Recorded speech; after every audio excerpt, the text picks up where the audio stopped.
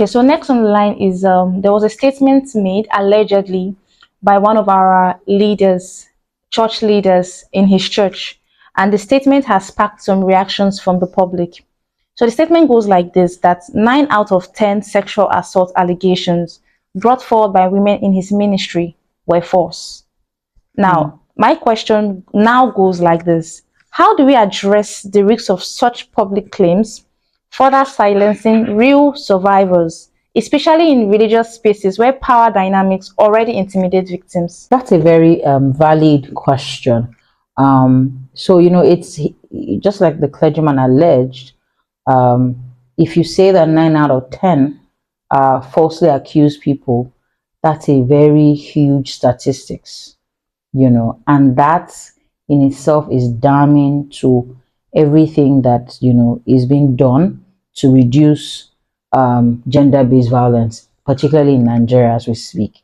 Um, whilst that is a very strong statement to make, and it's important that facts and figures are properly researched, right? Because it's data. You are standing in a place of authority where there's power, and you are speaking to a data, right, that might be just something that can be proved, or we all can assert, or vet, right? And so that those kind of data, those kinds of allegations, or those kinds of comments, further trigger the issues that we speak to when we say the culture of silence. And what is the culture of silence? Culture of silence is where a survivor, right, is sexually harassed or raped or whatever, and she is afraid to speak up, or he is afraid to speak up because of the culture of silence, because people would say that, oh no, that's not true, because it's always a your word against my word thing. It's always a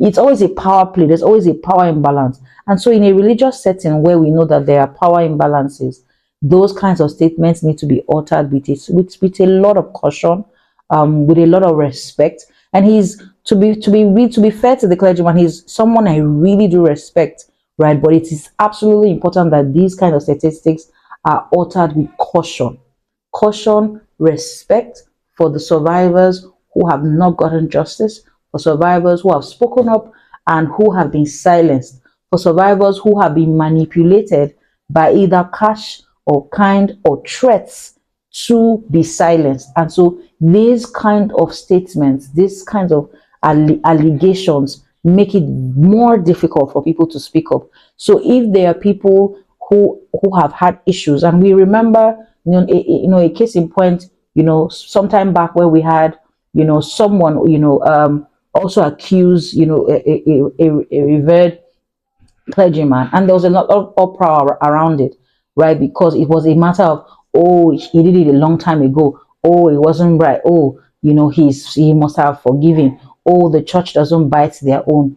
That's not the point here. The point is this: when we make statements like this, when we make allegations that are not backed up with adequate data that can be proved, or that can be viewed, or that can be verified, then what we do is that we are hurting more survivors with those kind of statistics. It means that one more person will come out, or and we do not pray for these things, but if somebody comes up in that congregation and says, oh, this has happened to me here, there's already the look of doubts already, because the clergyman has gone on to allege that in 9 out of 10 people, right, it's always false. So it means that women are going to find it more difficult to speak up in congregations like that.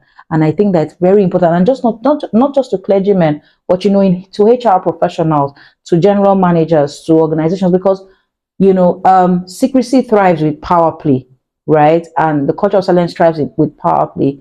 The culture of silence thrives in institutions where there's power imbalance. So of course, when you have a younger colleague who's being sexually assaulted or harassed by male colleagues, and the HR policies are not clearly stated on how to approach the organization to speak to the issues, that also is a way to silence people. And so we must understand that it's not just a religious conversation, and we're not particularly hitting on the church or anything, but there is the fact that institutions must play their part to ensure that they do not silent survivors, actual survivors of gender-based violence. And yes, to also, balance all of this, there are people who, who connive and collude, the truth, and, do, say things that are damning to, ruin, as it were, people's lives by saying that they were raped and all of that. The law is been done such a way that with all of the evidence and all of the work that has been done, when they are found out, they're also punished. So we're not saying, oh, a woman can, throw a man's life away by horrible allegations and go scot-free. No.